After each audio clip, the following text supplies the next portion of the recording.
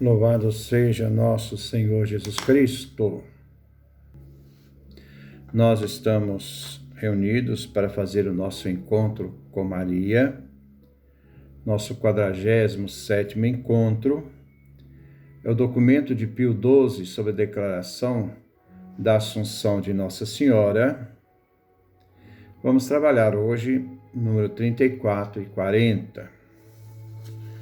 Vamos ouvir o que o Papa está nos dizendo. Nos tempos modernos. Vamos lá. Em tempos mais recentes, as razões dos santos padres e doutores, acima dos idas, foram usadas comumente. Segundo o comum sentir dos cristãos, recebido dos tempos antigos, São Roberto Bellarmino exclamava: quem há, pergunto, que possa pensar que a arca da santidade, o domicílio do Verbo, o templo do Espírito Santo, tenha caído em ruínas? Horroriza-se o Espírito só com pensar que aquela carne que gerou, deu à luz, alimentou e transportou a Deus, se tivesse convertido em cinza ou fosse alimento dos verbos. Número 35. De igual forma, São Francisco de Sales afirma que não se pode duvidar que Jesus Cristo cumpriu do modo mais perfeito o divino mandamento que obriga os filhos a honrar os pais. E a seguir faz esta pergunta: que filho haveria que, se pudesse, não ressuscitava sua mãe e não a levava para o céu? E Santo Afonso escreve por sua vez: Jesus não quis que o corpo de Maria se corrompesse depois da morte, pois redundaria em seu desdouro que se transformasse em podridão aquela carne virginal de que ele mesmo tomara a própria carne. Então, ele tomou a carne, ele recebeu essa realidade da carne gerada no seio de Maria, né? Então, essa carne virginal de Maria, que o próprio Jesus tomou como sua própria carne, gerado por ela. Então, isso seria um grande desprezo para aquela terra virginal que gerou o novo Adão, que é Jesus Cristo. 36. Quando já tinha aparecido em toda a sua luz, o mistério que se celebra nesta festa, não faltaram doutores que, em vez de tratar das razões teológicas pelas quais se demonstrasse a absoluta conveniência de crença na Assunção corpórea da Virgem Santíssima, voltaram o pensamento para a fé da Igreja, mística esposa de Cristo, sem mancha nem ruga, que o apóstolo chama coluna e sustentáculo da verdade, 1 Timóteo capítulo 3, versículo 15. E apoiados nesta fé comum, pensaram que seria temerária, para não dizer herética, a opinião contrária. Basta ver o que São Paulo fala na carta aos Efésios, capítulo 5, versículo 27. São Pedro Canísio, como outros muitos, depois de declarar que o termo Assunção se referia à glorificação não só da alma, mas também do corpo, e que a Igreja há muitos séculos venerava e celebrava solenemente esse mistério mariano, observa, esta opinião é admitida há vários séculos e tão impressa na alma dos fiéis, é tão recomendada pela Igreja, que quem negasse a assunção ao céu do corpo de Maria Santíssima nem sequer seria ouvido com paciência, mas seria vaiado com pertinaz, ou mesmo temerário, imbuído mais de espírito herético do que católico. número 37. Pela mesma época, o doutor Exímio estabelecia esta regra para a Mariologia, fazendo essa referência, então, esse doutor Exímio a São Tomás de Aquino. Os mistérios da graça que Deus operou na Virgem Maria não se deve medir pelas leis ordinárias, senão pela onipotência divina, suposta conveniência do fato e a não contradição ou repugnância com as Escrituras. E apoiado na fé de toda a Igreja, podia concluir que o mistério da Assunção devia crer-se com a mesma firmeza que o da Imaculada Conceição, e já então julgava que ambas as verdades podiam ser definidas. O Soares também fala sobre isso. Fundamento escriturístico. Então nós vimos que os padres da Igreja defendiam já, antes mesmo da definição do dogma, essa realidade porque ela está centrada no mistério do Cristo. E o Cristo que tomou forma, que tomou a realidade do ser humano, gerado em Maria, este ser humano consagrou Maria como a sua arca, o seu templo, em que ele foi gerado. Era o templo da presença divina, da manifestação divina no seio de Maria, que foi saudado por João Batista, como também por Elizabeth. Diante disto, nós vamos ver que a arca é sempre aquela que traz aliança. E se Jesus é a nova aliança, ele não pode estar longe da arca que o constituiu o ser humano e que deu a ele esta humanidade. E esta arca tão santa, só podia ser elevada aos céus, devido à dignidade da sua escolha e da sua maternidade. E também esse argumento de que honrar pai e mãe não é só uma realidade que se deve ficar nas relações mais puras e humanas. Também Jesus, como filho de Maria, também ele exercia essa realidade, ele era submisso, obediente, não só ao pai, mas à mãe, mas aquela que deu a ele a origem humana, foi gerado por ela. Fundamentos escriturísticos, número 38.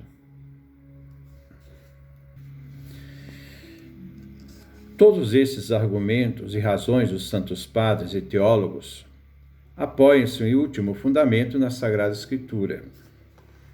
Esta nos apresenta a Mãe de Deus extremamente unida ao seu Filho e sempre participante da sua sorte.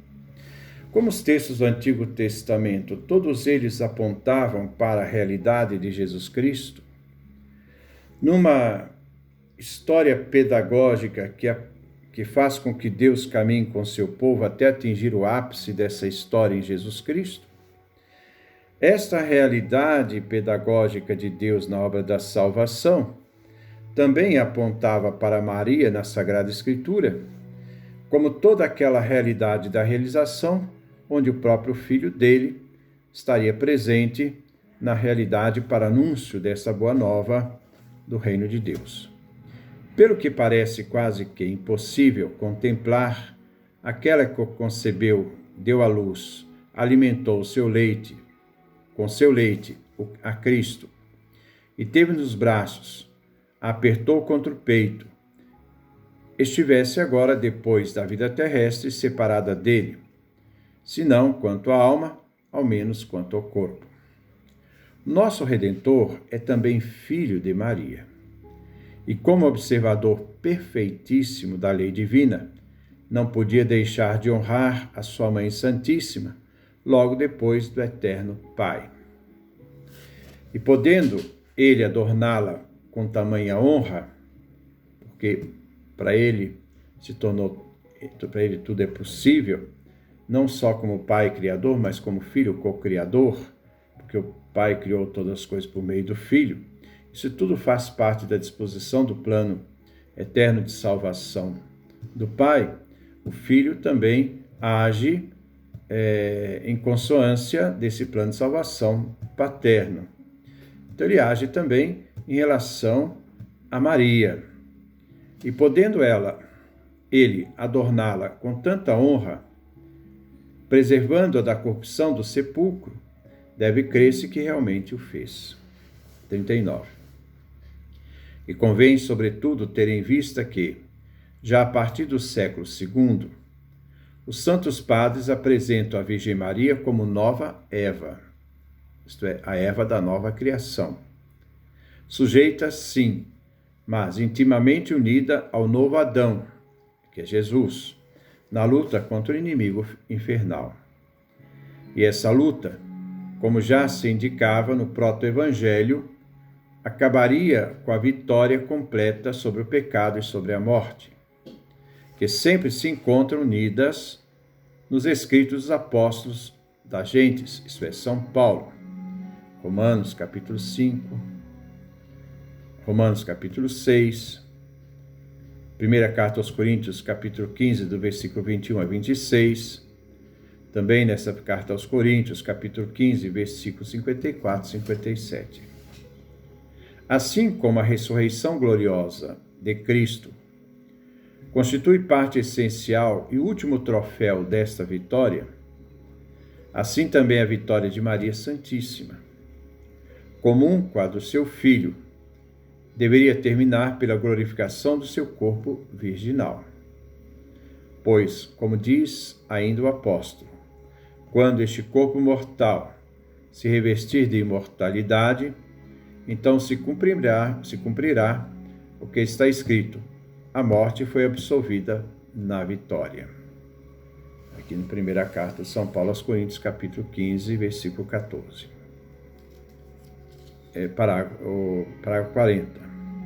Deste modo, a Augustíssima Mãe de Deus, associada a Jesus Cristo, de modo insondável, porque nessa relação de mãe e filho há um mistério divino ali presente, desde toda a eternidade, porque Maria foi preparada em vista da encarnação do Verbo, do Filho, com um único decreto de predestinação, imaculada na sua concepção, sempre virgem, na sua maternidade divina, generosa companheira do Divino Redentor, que obteve triunfo completo sobre o pecado e suas consequências. Alcançou, por fim, como suprema coroa dos seus privilégios, que fosse preservada da corrupção do sepulcro e que, à semelhança do seu divino Filho, vencida a morte, fosse levada em corpo e alma ao céu, onde refugie como rainha à direita do seu Filho, Rei imortal dos séculos. Primeira carta a Timóteo, capítulo 1, versículo 17. Logo em seguida, o Papa faz a definição do dogma. Ora, toda essa realidade nós devemos ver dentro desse plano de salvação do Pai Eterno. Se no Antigo Testamento muitas coisas eram figuras que antecipavam aquilo que era a realidade, muitos realidades, elementos que se colocam como figuras, por exemplo, o servo de Javé, no livro de Isaías, prefigurava o Cristo, Jesus, na realidade da salvação que ele estava operando. Quando você vê o servo sofredor do capítulo 52, 53 de Isaías, prefigurando então o Cristo que viria vir, que assumiria nossas dores, se transformaria nesse, entre aspas, leproso anciano, do qual as pessoas não queriam orar, mas ele assumia nossos pecados e nos redimia diante de Deus. Diante disto, esta prefiguração, esta figura do Antigo Testamento apontava também para o próprio Cristo. Não era uma revelação direta, mas era uma revelação sobre imagens daquilo que viria. Também em muitos elementos nós encontramos no Antigo Testamento imagens que se referem a Maria. Então Maria, ela também era prefigurada como mãe do Salvador, como aquela que geraria o novo povo de Deus através do seu filho, que congregaria nele o novo povo de Deus. Deus mesmo presente no meio de nós, que congregaria esse novo Israel, esse novo povo, numa nova caminhada no seu corpo, a igreja. Então Maria também vem prefigurada em várias passagens do Antigo Testamento, tendo em vista também essa realidade pedagógica de Deus na história da salvação, nos preparando para a chegada do seu Filho. É claro que isso não foi pensado no momento da encarnação do Filho, quando o Filho iria se fazer carne, mas isso já fazia parte do plano eterno de Deus, porque antes mesmo de criar todas as coisas, São Paulo, na carta aos Efésios, capítulo 1, versículo 3 em seguinte, nos diz que tudo foi preparado e pensado por Deus. Porque nós não somos fruto do acaso. Toda essa obra de salvação, inclusive contava com a queda de Adão, toda essa obra faz parte de uma realidade pedagógica de Deus, de uma grande tentação que nasceu com uma soberba humana. Se vocês comerem desse fruto, vocês se tornarão como Deus. Essa soberba de estar no lugar de Deus. Deus aceitou esse desafio e nos fez com que no Filho nos tornássemos divinos, participantes dessa divindade. Mas essa realidade que o ser humano provocou em Deus, Deus mostrou que existe um único caminho para que isso aconteça. E o caminho passa pelo seu Filho amado, Jesus Cristo, que nasceu da Virgem Maria, Santa Mãe de Deus, Mãe Nossa, que, sendo imaculada, concebeu o Filho de Deus e na sua ascensão, na sua assunção, subiu aos céus e ali é coroada rainha ao lado do seu Filho. Porque mãe de rei é rainha. Então que Deus nos dê a sua graça, a sua bênção, a sua face resplandeça sobre nós. Ave Maria, isto é, alegra-te Maria, cheia de graça.